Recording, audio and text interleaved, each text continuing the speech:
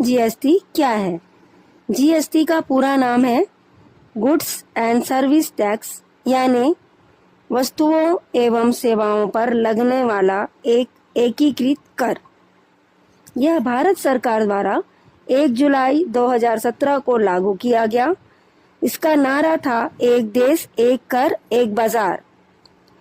इसके पहले भारत में कई तरह के कर लगते थे, जैसे VAT, excise, service tax, entry tax आदि। जीएसटी ने इन सभी कर को खत्म कर दिया और एक ही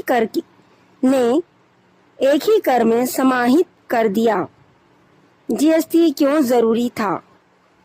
जीएसटी से पहले कर की व्यवस्था जटिल थी।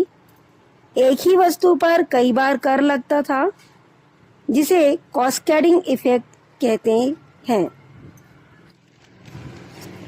जीएसटी ने यह परेशानी दूर की और टैक्स सिस्टम को पारदर्शी और सरल बनाया।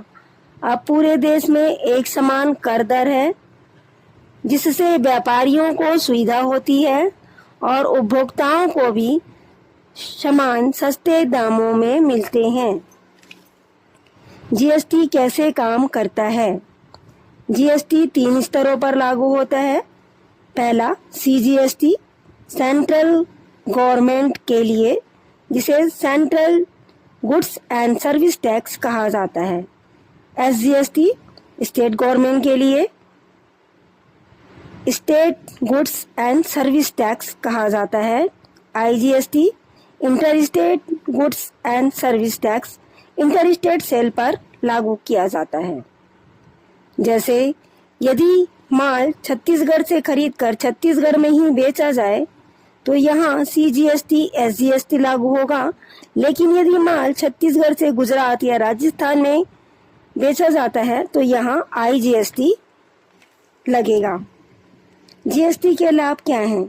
टैक्स सिस्टम सरल और पारदर्शी हुआ, वस्तुओं की कीमतें कम हुई, व्यापार करना आसान हुआ, राज्य और केंद्र की आय में वृद्धि हुई, कर चोरी में कमी हुई।